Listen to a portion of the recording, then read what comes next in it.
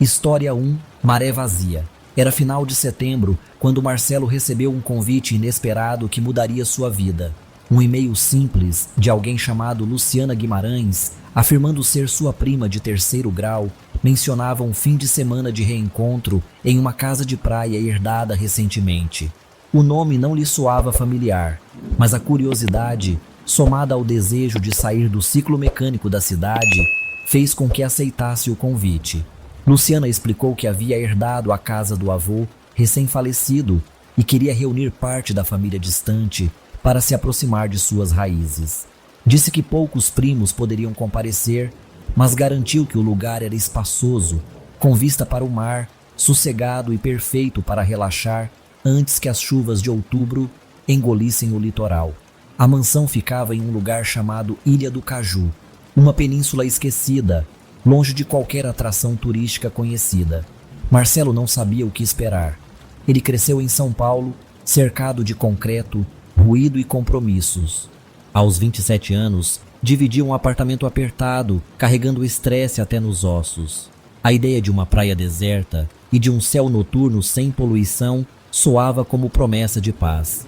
Pegou o carro em uma manhã nublada de sexta-feira e dirigiu por 6 horas, atravessando pequenas vilas e rodovias esburacadas, até uma estrada de terra que o levou à entrada de um bosque de cajueiros baixos.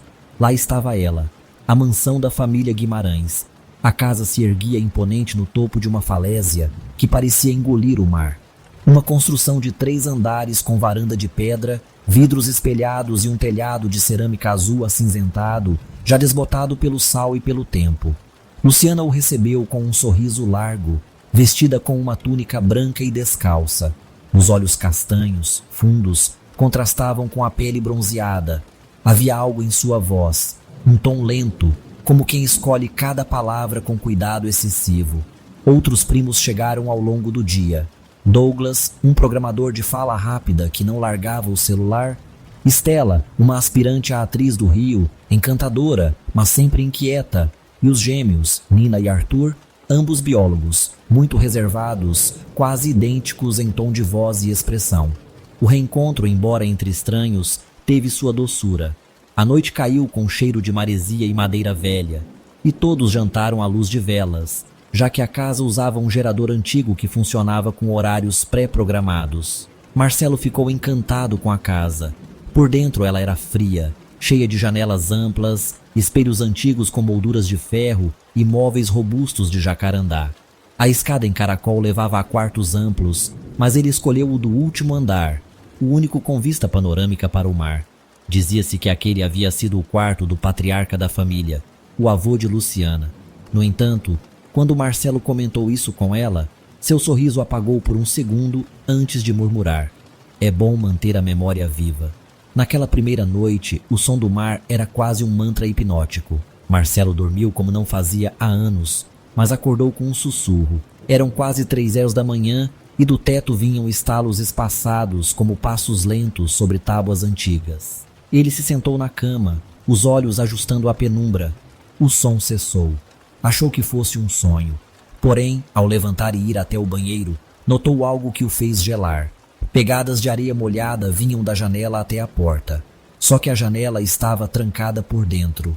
Tentou rir da própria paranoia e limpou o chão com uma toalha, culpando os próprios pés molhados. Mas algo não fazia sentido. No dia seguinte, Luciana organizou um passeio pelas redondezas.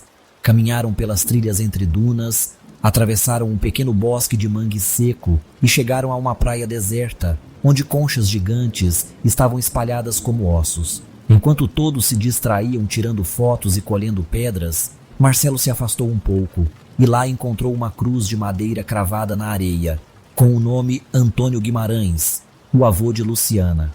Havia também restos de velas e fitas pretas presas ao cabo da cruz. Ele voltou para a casa sem comentar o achado com ninguém.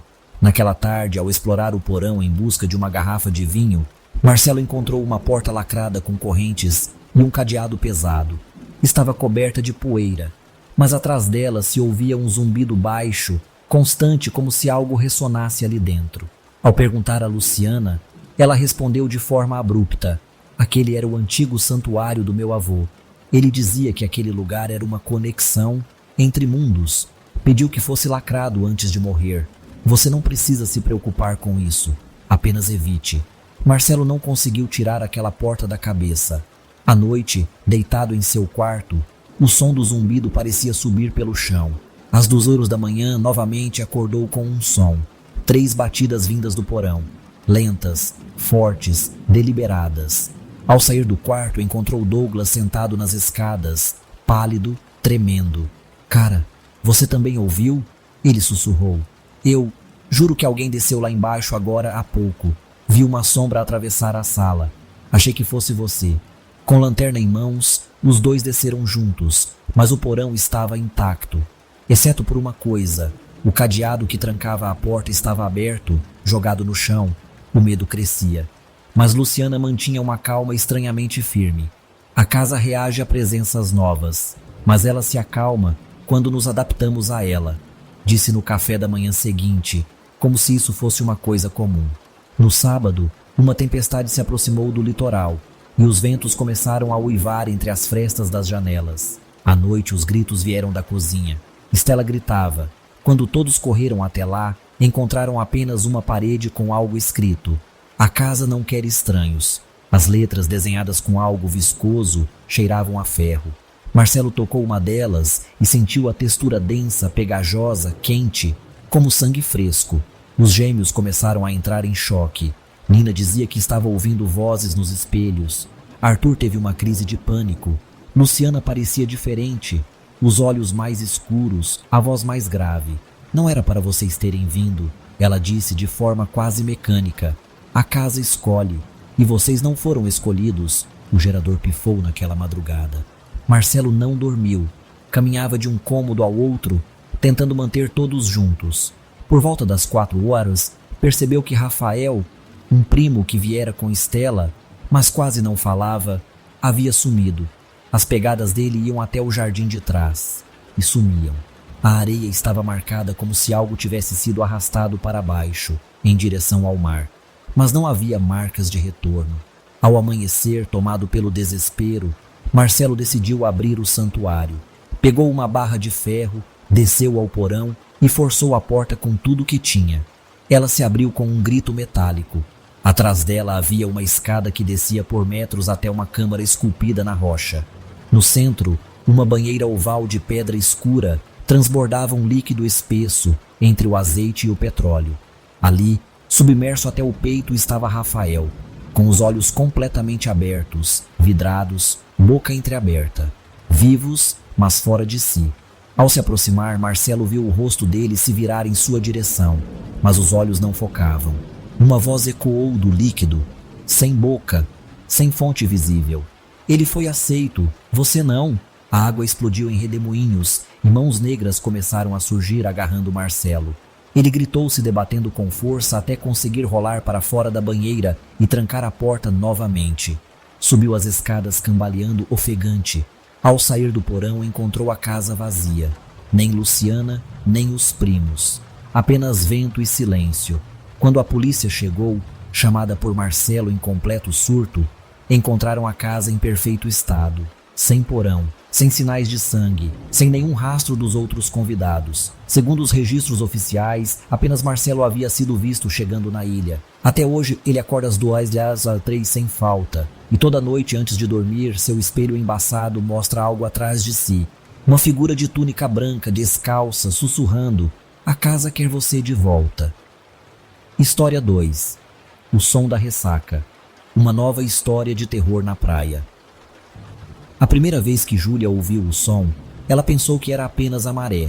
Era o segundo dia na praia do Farol Morto, um lugar esquecido no litoral sul da Bahia, onde ela havia se isolado para escrever. O nome curioso da praia vinha de um farol antigo, desativado desde os anos 70, que permanecia tombado no rochedo como um gigante cego observando o mar. Júlia alugara uma casa de pescador reformada a poucos metros da areia, sozinha, determinada a finalmente terminar seu romance inacabado. Um suspense psicológico sobre perda de identidade. Os primeiros dias foram normais. O sol se punha atrás das dunas como um quadro em movimento, e a brisa constante misturava o cheiro de sal com o de madeira velha. A casa era simples, com janelas largas e cortinas finas que se agitavam a todo instante. O chão rangia sob seus pés descalços e à noite os ventos assobiavam pelas frestas como se a casa estivesse sussurrando para ela. Mas ela estava bem com isso. Júlia sempre foi introspectiva e sabia lidar com o silêncio. Tudo mudou na terceira noite. Era por volta de 1h da manhã. Júlia estava prestes a apagar a luz quando ouviu um som estranho vindo da praia. Não eram ondas, era algo mais orgânico.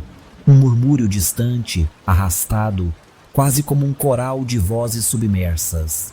Curiosa, saiu até a varanda, mas a praia estava vazia. A maré recuava, deixando um rastro prateado na areia, e o farol desativado era apenas uma sombra na escuridão. Decidiu voltar a dormir, mas o som persistia. Passou a noite inteira tendo sonhos inquietos.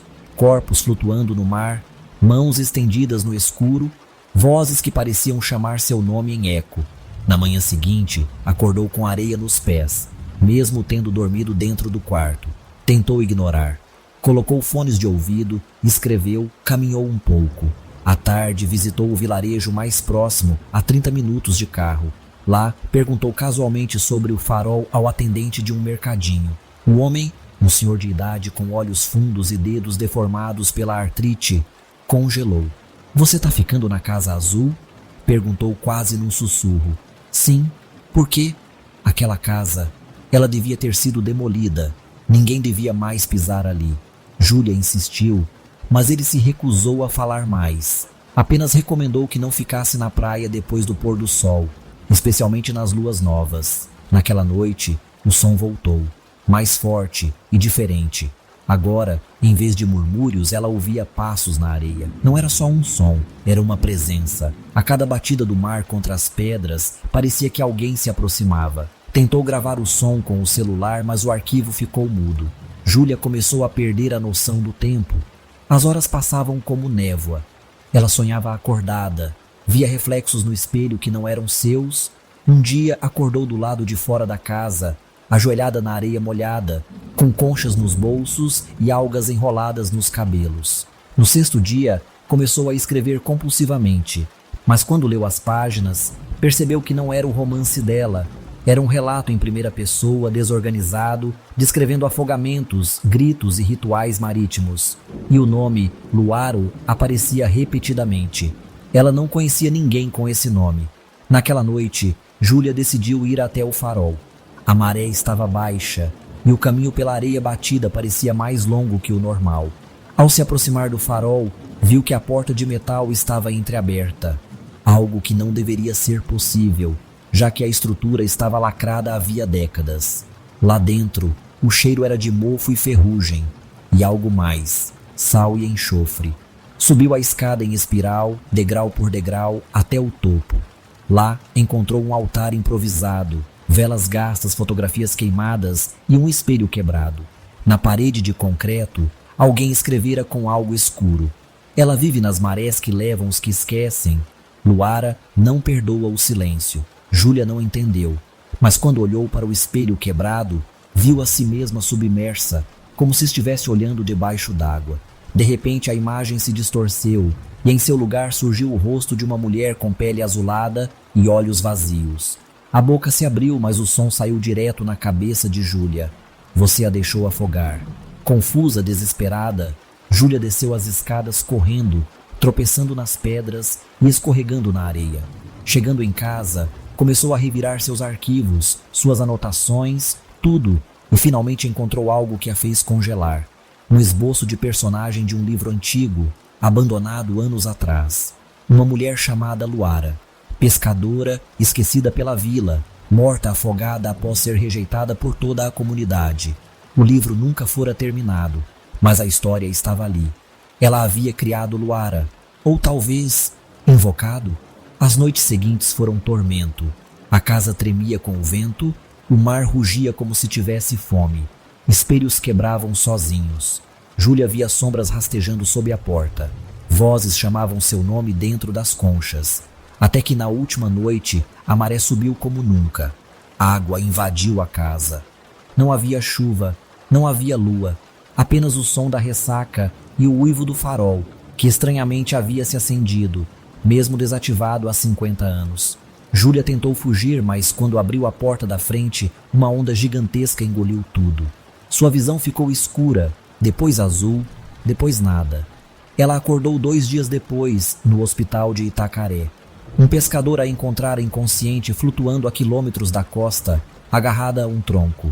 Quando voltou a casa para recuperar seus pertences, tudo estava seco, sem sinal de inundação, sem altar no farol, sem espelhos quebrados. Mas dentro da mochila havia uma única coisa molhada, uma concha, com inscrições antigas na parte interna. Júlia mandou analisar. A resposta veio por e-mail 1 semana depois. Inscrição de origem tupi, provavelmente ritualística. Tradução estimada. Esquecida nas marés, filha da água. Ela virá na ressaca para buscar quem a criou. Desde então, Júlia nunca mais escreveu. Mudou-se para longe do litoral. Mas às vezes, no meio da noite, acorda ouvindo passos na areia e um sussurro molhado que diz: "Você me deu forma, agora me dê seu nome." História 3. A profundeza era para ser uma viagem de descanso, apenas isso. Gabriel, enfermeiro de UTI em Salvador, estava esgotado após meses lidando com pacientes terminais, plantões noturnos e insônia recorrente. Um colega indicou uma praia tranquila ao sul da península de Maraú chamada Cacimba do Robalo, um lugar pouco conhecido, onde o mar era calmo e os coqueiros dançavam em silêncio. Alugou uma cabana de madeira simples por 7 dias, sem sinal de celular, sem vizinhos, sem barulho. Tudo o que precisava. Levou apenas roupas leves, livros, papel, café e um velho rádio de pilha para fazer companhia. A estrada de terra que o levou até lá era difícil, e a única placa no caminho dizia: "Cuidado com a água escura." Escrito com tinta vermelha, tremida. Pensou ser vandalismo. Ignorou. Chegou ao entardecer. A cabana era acolhedora, com uma rede amarrada entre 2 colunas e uma varanda com vista para o oceano. Ao longe se via uma ilha pequena, encoberta por névoa, que parecia estar sempre no mesmo lugar, não importando o ângulo. Gabriel não pensou muito nisso. No primeiro dia mergulhou no silêncio, escreveu em seu caderno, deitou na rede, ouviu o mar. Mas notou que as gaivotas, sempre presentes em praias, estavam ausentes. Também percebeu que não havia peixes na beira da água. O mar parecia parado demais, vivo, mas sem movimento. Na segunda noite, teve um pesadelo. Estava afundando, cercado por tentáculos finos como fios que se enrolavam em seus braços. Não conseguia gritar, pois estava cheio de água por dentro. Acordou arfando, engasgado, com gosto de sal na boca, embora não tivesse ido nadar. No terceiro dia, ao explorar os arredores, encontrou uma canoa de pescador virada, coberta de limo e arranhões profundos. Dentro dela, um pano embolorado com o que parecia ser símbolos antigos, círculos, olhos, espirais. Ao tentar tirar uma foto com sua câmera, ela simplesmente travou. De volta à cabana, o rádio chiava, apenas ruído branco. Até que, entre estática, uma voz sussurrou: "Ele volta quando a água não se move." Gabriel desligou o rádio, certo de que estava começando a perder a sanidade. No fim da tarde, enquanto o sol descia com pressa atrás das nuvens, ele conheceu alguém. Um velho homem nu da cintura para cima, coberto de tatuagens marítimas e cicatrizes. Veio da trilha do mangue, caminhando lentamente até a beira da areia, onde sentou-se em silêncio. Gabriel se aproximou com cautela. "Boa tarde", disse ele. "Você não devia estar aqui", respondeu o velho, sem sequer olhar para ele. "Por quê?" "A cacimba dorme, mas sonha. E quando ela sonha, ela chama." Gabriel não entendeu. O velho se levantou e apontou para a ilha coberta de névoa. Lá era o centro, a aldeia. A oferenda foi esquecida, mas a água lembra, sempre lembra. Naquela noite, Gabriel não conseguiu dormir. O mar estava imóvel como um espelho. Nenhuma onda, nenhum som. Apenas a respiração da natureza, contida.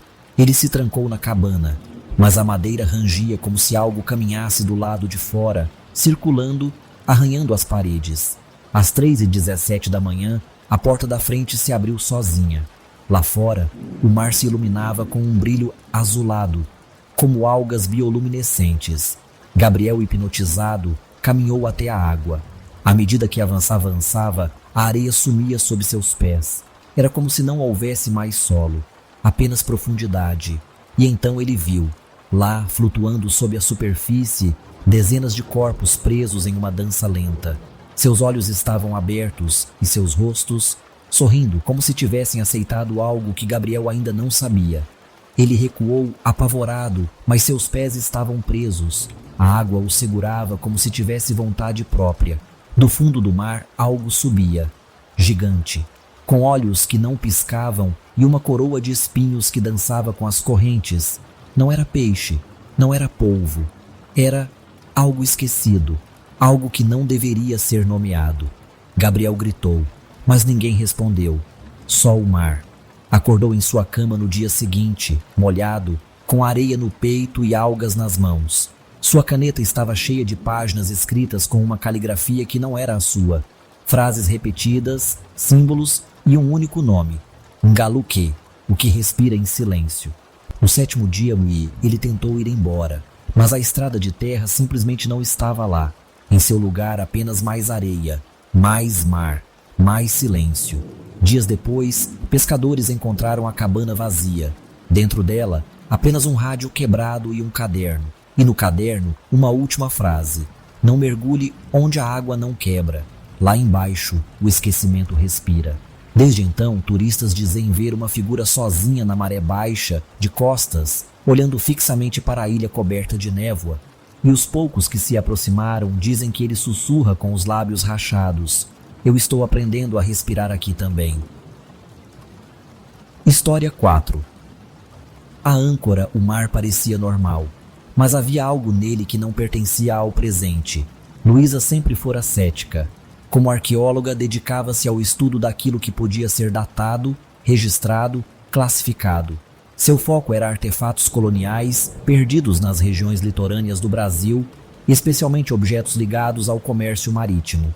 Por isso, quando a Universidade de Coimbra a convidou para coordenar um projeto de escavação na praia de Japarica, no litoral de Alagoas, ela aceitou sem hesitar. O local era isolado, ainda pouco explorado, com registros antigos de naufrágios portugueses e rumores de que piratas franceses e espanhóis haviam usado a região como esconderijo. Mas nada que tivesse sido realmente comprovado. A vila mais próxima, Pedra Verde, tinha apenas 50 habitantes. Gente simples, reservada e, como Luísa descobriu mais tarde, extremamente supersticiosa. A primeira semana do projeto foi tranquila. O clima estava seco, a maré baixa, e a equipe, composta por 5 pesquisadores brasileiros e 2 portugueses, trabalhava incansavelmente sob o sol. No 7º dia, no entanto, um dos escavadores locais encontrou algo. Não era um baú ou cerâmica, era uma âncora, gigantesca, com mais de 2 metros de altura, forjada em ferro negro corroído, presa sob as dunas como se tivesse sido cravada ali por alguma força imensa. Ao seu redor, pedaços de correntes retorcidas, cracas fossilizadas e o que pareciam ser ossos humanos, parcialmente queimados. Luísa ficou fascinada. Havia algo nela, na forma da âncora, que parecia errada. Os braços eram tortos como garras, e havia símbolos gravados nela que não pertenciam a nenhum idioma europeu, nem latim, nem árabe, nem fenício. E os ossos, misturados com dentes de tubarão e moedas antigas, como se um ritual tivesse sido interrompido ali. Naquela noite, os ventos mudaram. O acampamento montado próximo às dunas foi tomado por um silêncio antinatural. As ondas deixaram de quebrar e o som do mar cessou por completo. A brisa quente se transformou em um vento gelado que parecia emanar do próprio chão. E então começaram os sonhos. Todos na equipe relataram o mesmo pesadelo. Um navio negro, sem bandeira, navegando por águas que pareciam mais escuras que o céu noturno. No convés, homens enforcados ainda se contorcendo, sem olhos, e na proa uma figura de túnica vermelha, segurando um gancho flamejante. Ele os chamava, um a um, pelo nome. Luísa não quis acreditar. Mas na manhã seguinte, o mais novo dos pesquisadores, Henrique, foi encontrado na praia, de pé, descalço, olhando fixamente para o mar. Quando tentaram falar com ele, não respondeu. Apenas repetia uma frase. O capitão quer o que é dele. Foram dias de caos. Equipamentos paravam de funcionar. As escavações começaram a desenterrar mais âncoras, todas deformadas, cada uma em um ponto distinto da praia, como se formassem um círculo, e no centro uma fenda, um buraco na areia, que não tinha fundo visível. Daquele ponto emergia um cheiro impossível de descrever, algo entre salmoura apodrecida e ferro oxidado, um cheiro de tempo quebrado, e todas as bússolas, inclusive digitais, giravam loucamente quando próximas dali. Luísa começou a perder o controle da equipe. Um por um, os membros pediam para ir embora. Henrique desapareceu na terceira noite, levando apenas uma pá e seu caderno. Encontraram suas pegadas levando até o mar, mas nenhuma voltando. Os moradores da vila, que antes apenas observavam com desconfiança, passaram a evitar os visitantes completamente. Quando Luísa tentou conversar com o líder comunitário, um homem chamado Seu Zósimo, ele respondeu com os olhos baixos. Vocês mexeram com a âncora do inferno. Agora ele acordou. Quem? Luísa perguntou, já cansada de metáforas. O capitão sem ossos. O que foi esquecido. O que jurou voltar. Ela tentou rir, mas não conseguiu. A última noite foi a pior. Apenas 3 pessoas ainda estavam no acampamento. Luísa, o historiador português Joaquim e uma aluna de pós chamada Elô. À meia-noite, a praia brilhou com um azul esverdeado que parecia sair do fundo da terra. O mar se ergueu, parado, formando um muro líquido diante da cabana principal. Do centro da fenda, alguém começou a sair, não nadando, não andando, mas arrastando-se para fora, como se empurrado por mãos invisíveis.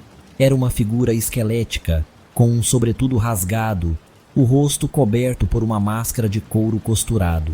Seus braços eram longos demais. De uma das mãos, pendia um gancho preso ao pulso por um pedaço de corrente.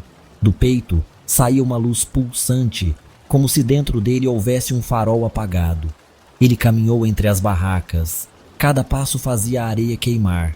Joaquim tentou correr. O capitão nem sequer o tocou, apenas olhou. E o corpo de Joaquim implodiu em um mar de areia e ossos. Luísa e Elô correram, mas a praia parecia não ter fim. Tudo se repetia, como um loop. A mesma duna, a mesma pedra, a mesma sombra. Elô caiu, chorava, implorava. Luísa a puxou, mas sentiu um frio subir pelo braço. O gancho havia tocado sua sombra. No dia seguinte, apenas Luísa foi encontrada no meio do mato, longe da praia. Estava desidratada, com areia nos olhos, dizendo repetidamente: ele não quer ouro, ele quer lembrança, ele quer nome. A escavação foi encerrada, a área foi interditada por instabilidade do solo, mas Luísa jamais se recuperou. Hoje vive em uma clínica psiquiátrica, onde passa os dias desenhando âncoras e mapas náuticos de lugares que não existem.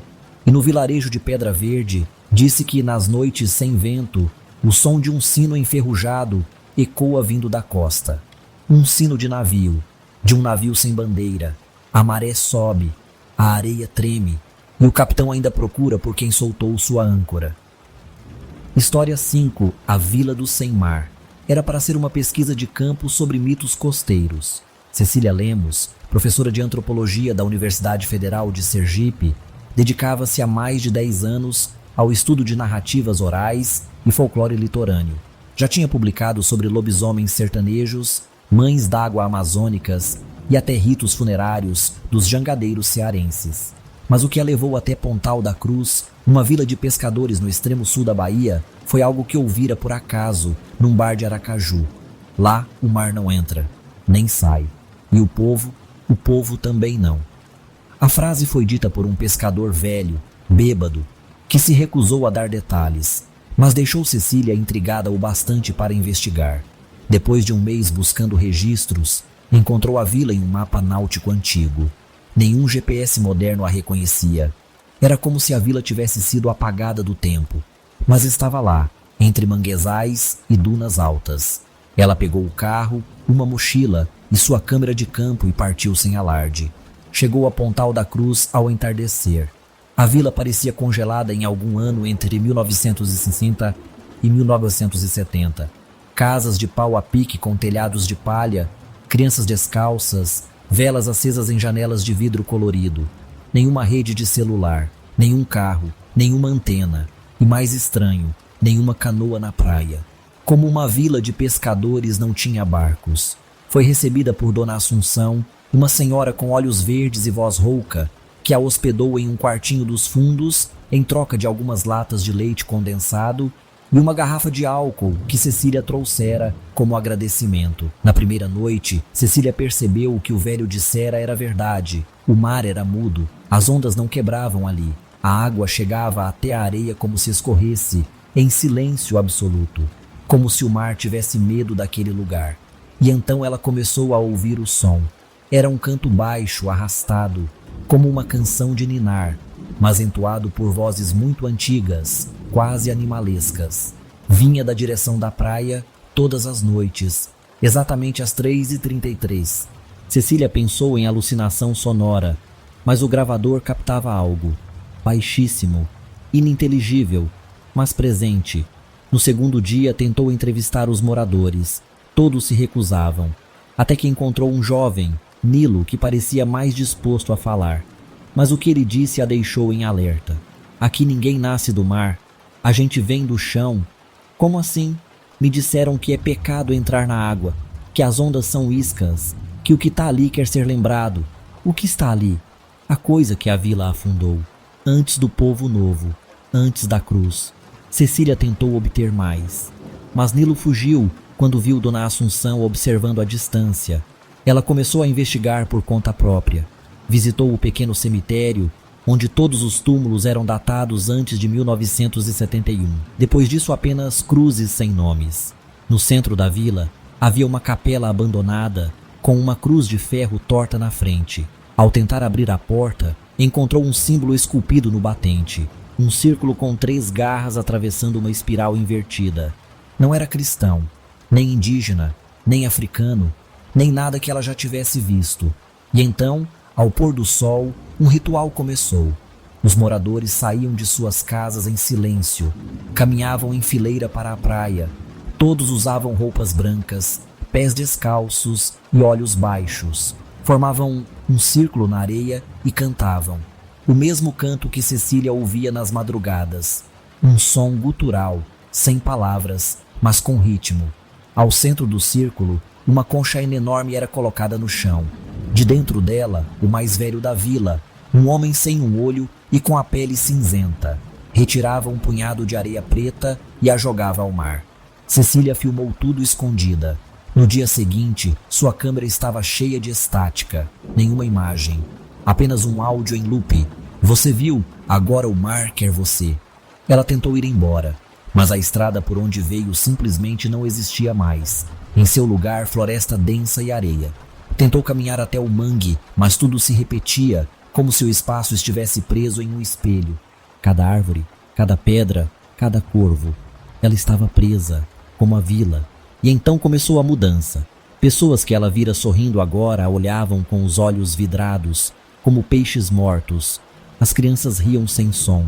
E toda noite, às 3h33, o canto se aproximava. Em uma madrugada, acordou e viu que a concha estava em seu quarto.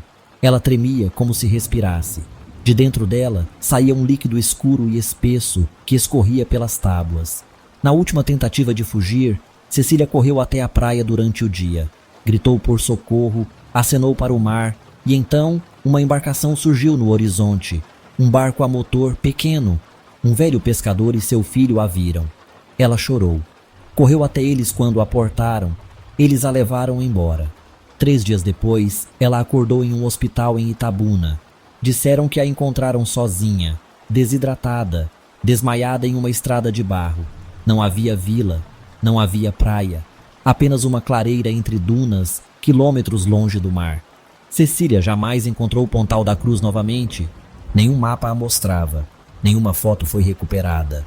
Mas o canto ainda vinha.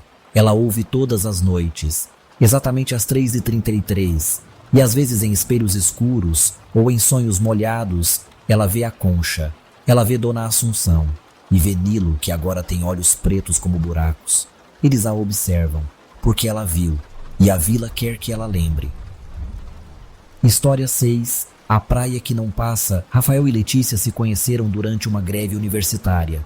Ele era professor substituto de geografia ela, doutoranda em História Cultural. Começaram como aliados ideológicos, mas bastou uma noite chuvosa e uma garrafa de vinho no alojamento vazio para que se transformassem em algo mais. O relacionamento foi rápido, intenso e, no início, carregado de paixão e entusiasmo pela vida. Mas 3 anos depois do casamento, tudo parecia suspenso. Não brigavam muito, mas também não conversavam como antes. O sexo virou rotina. As viagens foram substituídas por boletos. E as palavras, acho que a gente precisa tentar de novo, começaram a aparecer com frequência demais, principalmente na voz dela. Foi Letícia quem encontrou a sugestão no site. Uma hospedagem chamada Casa do Tempo Baixo, descrita como isolada, encantadora e fora das rotas comerciais. O anúncio dizia que o lugar era perfeito para quem quer parar o tempo e recomeçar o que se perdeu. O nome da praia os fez rir. Praia do Relógio Cego. Parece lugar de lenda urbana, né? Disse Letícia, sorrindo. Ou nome de música da Legião Urbana. Rafael respondeu. Riram juntos pela primeira vez em semanas, e aquilo bastou. O chegar à estrada era longa, cheia de curvas e falhas no asfalto. Quando o sinal do celular sumiu por completo, Letícia sorriu. É exatamente o que precisamos. Rafael, por outro lado, já começava a se incomodar com o silêncio desconfortável do mundo lá fora. Quando finalmente viram a placa de madeira à beira da trilha, o vento soprou forte. Bem-vindos à Praia do Relógio Cego. O tempo aqui é mais leve, mas cobra o que leva. A praia apareceu lentamente, descendo entre costões rochosos e dunas espessas. Era linda, sim, mas estranha. O mar era imóvel, um azul profundo, brilhando como vidro líquido sob um céu permanentemente dourado. Não havia gaivotas, nem ventos, só silêncio. A casa, a chamada Casa do Tempo Baixo, era de madeira escura, com portas vermelhas e janelas de venezianas verdes. Na varanda 2 redes. Dentro, móveis antigos, lençóis cheirosos e uma cesta de mantimentos sobre a mesa. Pães, frutas, doces em compota. Nenhum sinal de recepcionista, nenhum aviso, nenhum número de emergência. Na primeira noite, Letícia dormiu como não fazia há meses. Rafael acordou às 4h17, suando frio. Tivera um sonho com a própria mãe, morta há 8 anos, que lhe dizia: não fique aqui muito tempo, filho. Aqui o tempo não vai com você. A primeira semana. O primeiro dia foi leve. Fizeram trilha até uma cachoeira próxima. Cozinharam, brindaram, falaram de coisas antigas. Rafael se permitiu relaxar. No segundo dia, no entanto, as coincidências começaram a se repetir. Letícia colocou uma música antiga no rádio e Rafael disse: eu sonhei com essa música ontem. Depois encontraram um bilhete sobre a mesa. Estava assinado: com carinho, R e L. Você escreveu isso? Perguntou Rafael. Claro que não. Achei que tivesse sido você. Mas ninguém mais estivera ali. As noites seguintes foram mais perturbadoras. Sempre por volta das 3h33 da manhã, ouvia-se uma conversa distante na praia. Vozerio abafado, como um grupo de pessoas caminhando pela areia, murmurando. Rafael saiu com lanterna uma vez. Não havia pegadas, nem som. Apenas a luz estática do céu dourado e o mar, parado. Quando voltava para a casa, percebeu algo na varanda. Uma cadeira de balanço que balançava sozinha. E sobre ela, dobrada com perfeição, uma camiseta sua que havia perdido anos atrás em outra viagem. Uma peça que não usava desde antes de conhecer Letícia. Distúrbios temporais. No 4º dia, o relógio de Rafael parou. Ele trocou a pilha. Continuou parado. 16h17. O celular travou na tela de sem serviço e os ponteiros de Letícia giravam sem controle. E então, os corpos começaram a mudar. Letícia acordou com os cabelos mais longos e sua pele parecia mais jovem, como na época da graduação. Rafael, em contrapartida, tinha os olhos fundos, rugas marcadas como se tivesse envelhecido 5 anos em 2 dias. Isso é psicológico, ele disse. Ou é... Ela hesitou. O lugar. Isso aqui, Pi, parece estar nos consumindo de formas diferentes. Começaram a registrar tudo em um caderno. Datas, sensações, alterações físicas. Mas com o passar dos dias, Rafael notou que as anotações se repetiam. Sempre a mesma escrita, a mesma página. Às vezes com letras que pareciam anteriores a eles. Em uma das páginas, alguém havia escrito: Estamos aqui há 19 dias, talvez mais. Letícia começou a desaparecer. Eu estou envelhecendo sem memória. A praia quer um de nós. Mas Rafael nunca havia escrito aquilo. Ou teria. Desaparecimentos. Na noite do 6º dia, Letícia desapareceu. A cama ainda estava quente. As roupas dobradas. Rafael correu até a praia gritando e então viu pegadas indo até o mar. Nenhuma voltando. O mar ainda estava parado. Mas uma forma se movia no horizonte. Um homem caminhando sobre a água. Quando Rafael tentou se aproximar, a praia se alongou. Ele corria, corria, mas o homem permanecia à mesma distância como se estivesse preso no tempo. Ao voltar para casa, encontrou sobre a mesa uma fotografia em sépia. Mostrava ele e Letícia, muito mais jovens, sorrindo diante da mesma cabana. No verso, nossa primeira vez na Praia do Relógio Cego, março de 1978. Mas eles haviam chegado ali em 2025. E então a ficha caiu. Aquilo já havia acontecido. O último dia. Rafael acordou com a casa cheia de vozes. Saía da cozinha, do quarto, da geladeira aberta, dos armários. Vozes de si mesmo. Vozes de Letícia. Vozes de outros. Pessoas que, como eles, haviam ficado tempo demais. Tentou sair pela mata. Caminhou por horas. Mas cada trilha terminava no mesmo ponto. À frente da casa, as redes vazias e o mar imóvel. E então viu, caminhantes na praia, pessoas de diferentes épocas, roupas antigas, crianças, idosos, casais, todos com olhos opacos e expressão vazia, caminhando pela areia até o mar. Entre eles, Letícia. Ela olhou para ele, não sorriu, apenas disse: "O tempo aqui não passa, Rafa, a gente aqui evapora." Ele tentou alcançá-la, mas o chão desapareceu. O mar o engoliu. Semanas depois, um pescador de uma vila próxima encontrou a casa vazia. Tudo estava limpo. Nenhum vestígio de invasão. Havia comida fresca sobre a mesa, roupas limpas e um caderno aberto com a última anotação. É sempre 3h33. É sempre o último dia. Letícia virou o mar. Eu virei lembrança. A praia não passa. A casa foi fechada. Mas moradores dizem que nas noites sem lua, ainda se ouve uma música distante, e às 16h17, todos os relógios da vila param, por um único minuto, e então voltam, como se tivessem esquecido de passar. História 7. Os hóspedes do quarto salgado. Durante anos, o Hotel Brumas da Orla foi o símbolo do luxo decadente da Praia dos Amores, em uma enseada remota no sul do Espírito Santo. Inaugurado nos anos 1950, viveu seus tempos áureos durante a ditadura militar, hospedando políticos, artistas e milionários europeus em fuga.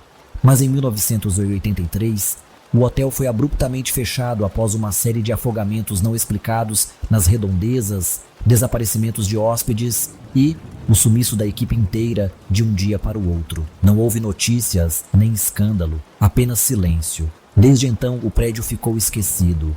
Uma estrutura de concreto corroída pela maresia, cercada por mato e areia molhada, isolada por 2 quilômetros de floresta. Ninguém se aproximava. Até que em 2024, um grupo de 4 amigos decidiu registrar o local para um documentário independente. O canal deles no YouTube, Realidade Rachada, já contava com milhares de inscritos interessados em exploração urbana de locais abandonados. O plano era simples: passar 3 dias no hotel e documentar tudo. Nada de filmagens noturnas forçadas. Apenas capturar a decadência do lugar e colher depoimentos dos moradores da vila próxima. Eric, o líder do grupo, era cético e objetivo. Melissa, sua namorada, fazia parte pela adrenalina. Caio, responsável pelas câmeras e som, era quem mais levava a estética a sério. Nina, estudante de arquitetura, viajava com eles pela chance de documentar os estilos construtivos extintos. Eles chegaram no início de setembro. O tempo estava abafado, nublado, e o ar parecia denso como névoa invisível. A entrada do hotel, um arco de pedra onde se lia Brumas da Orla, estava coberta de limo. Portas arrancadas, janelas cegas. A vegetação havia invadido parte do saguão. No interior, sofás rasgados, lustres quebrados e um cheiro constante de sal e coisa morta. O lugar era perfeito. Na primeira noite, montaram um acampamento no antigo restaurante do hotel. Fizeram fogueira, comeram macarrão instantâneo e riram enquanto assistiam aos próprios vídeos brutos. Eric zombou dos rumores de desaparecimentos. Melissa, no entanto, não conseguia parar de olhar para a porta que dava para a cozinha. Eu juro que ouvi passos ali dentro, como se alguém estivesse andando descalço na água. Nina tentou explicar como estruturas antigas retinham sons, como o ar mais úmido da praia distorcia ecos. Caio deu risada. Mas ninguém dormiu muito bem. O quarto 23. No segundo dia, explorando o andar superior, encontraram um corredor alagado, como se a água do mar tivesse invadido por dentro da terra. As paredes estavam cobertas por fungos, e um som de goteira reverberava sem cessar. Foi lá que encontraram a porta, quarto 23, intacta. Enquanto todos os outros estavam abertos ou sem fechadura, aquela estava trancada com 3 correntes. Melissa sugeriu que não abrissem. Isso aqui parece lacrado, não fechado, como se tivessem prendido algo dentro. Mas Eric insistiu. Usaram o pé de cabra. As correntes se romperam com o estalo seco. Ao entrarem, encontraram um quarto em perfeito estado.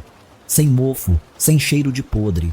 Camas arrumadas, cortinas limpas, um espelho enorme na parede e no centro do chão, um círculo desenhado com sal grosso, com 4 ânforas nos cantos. Sobre a cama, uma caderneta de anotações. Nina foi a primeira a ler. As páginas estavam em francês, português arcaico e símbolos desconhecidos. Havia desenhos de criaturas humanoides com olhos negros e bocas costuradas, mapas da costa com coordenadas alteradas e anotações como: o mar é apenas a pele. O que dorme sob ele é a carne. Eles vêm pelas marés calmas, eles entram pelas lembranças. O sal mantém longe, mas também mantém dentro.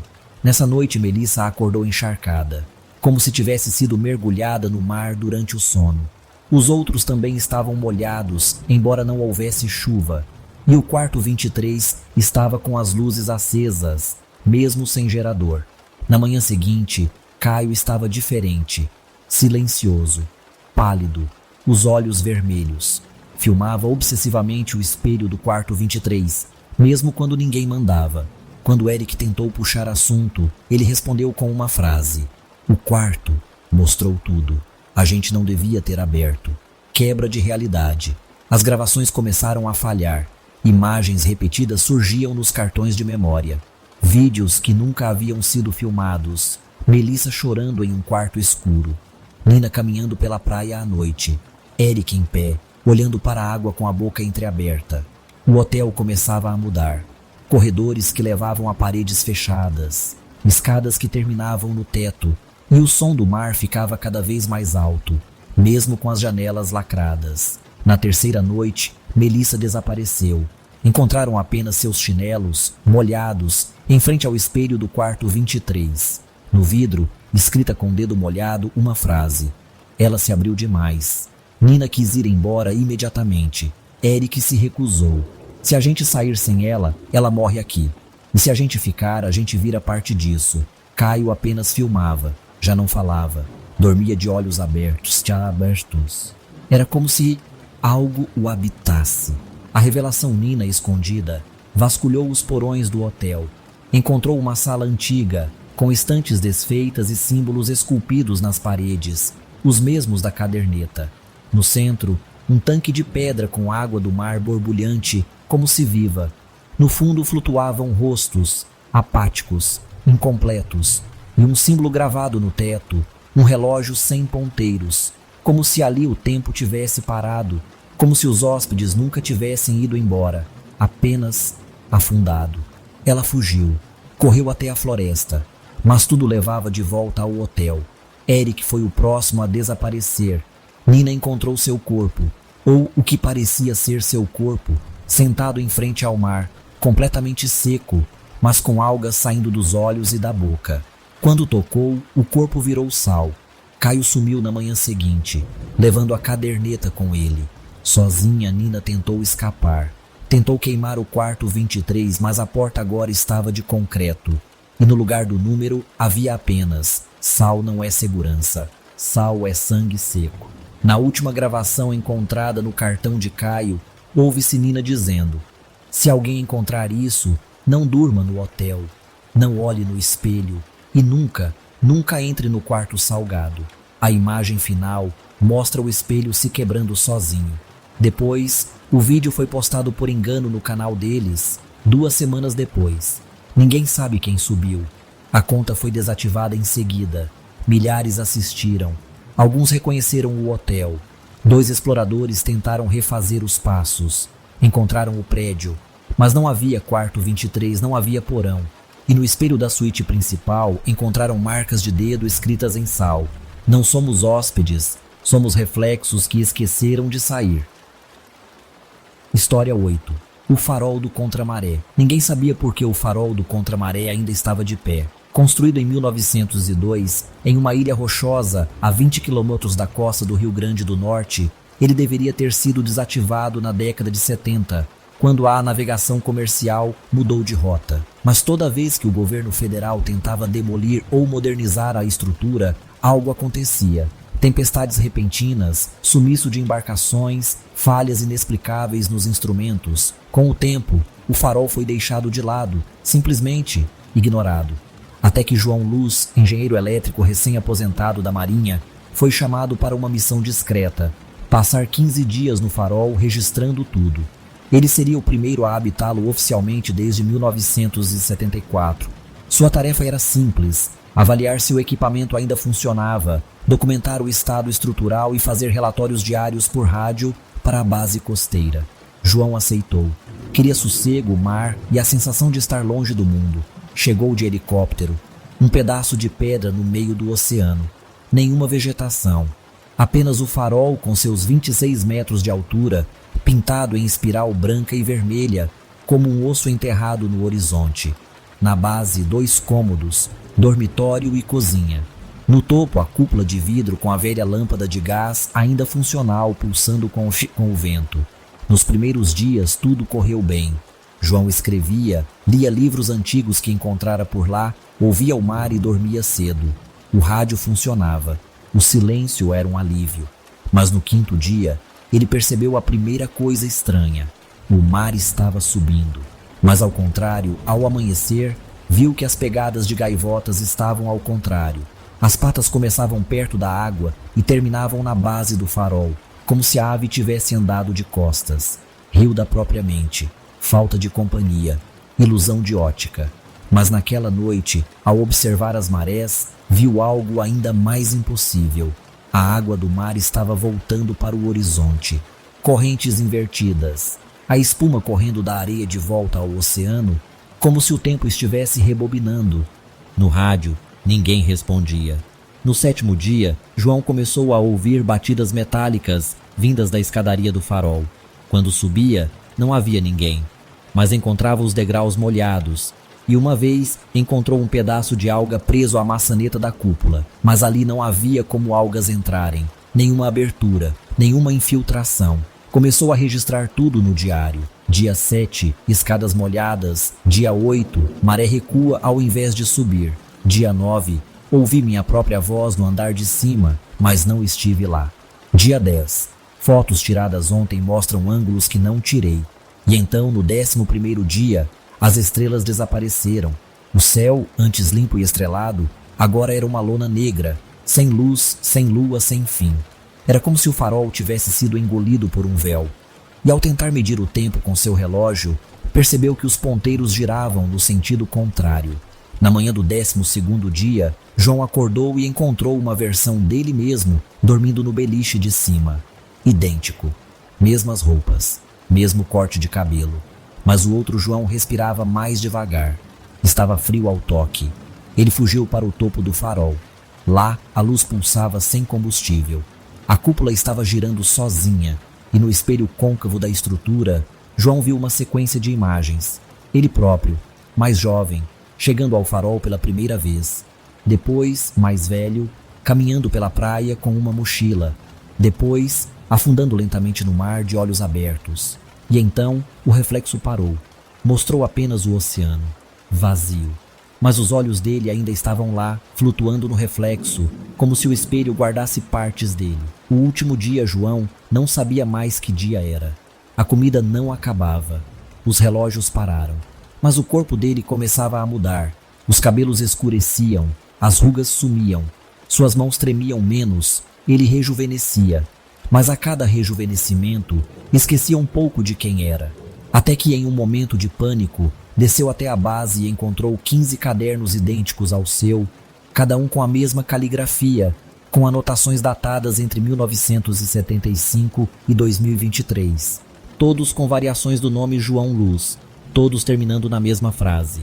Quando o tempo gira ao contrário, você não envelhece, você se dissolve. João correu até o rádio, gritou por socorro. Mas do outro lado uma voz respondeu: João, aqui é João, você está bem? Era a própria voz dele, com um sotaque mais jovem, perguntando se ele já tinha feito o check-in. Ele olhou para o espelho da cúpula uma última vez. Lá viu milhares de versões dele, todas presas no vidro, andando em círculos, acenando para si mesmas. E então João percebeu. O farol não orientava navios. O farol prendia reflexos. O farol do contra-maré ainda está de pé. Quem se aproxima mesmo de longe diz ver alguém acenando no topo, noite após noite. Alguém com um olhar perdido e um sorriso que não se desfaz. Mas não é João. Ou talvez seja, ou talvez tenha sido, ou talvez ainda vá ser. Porque ali o tempo não anda. Ele afunda.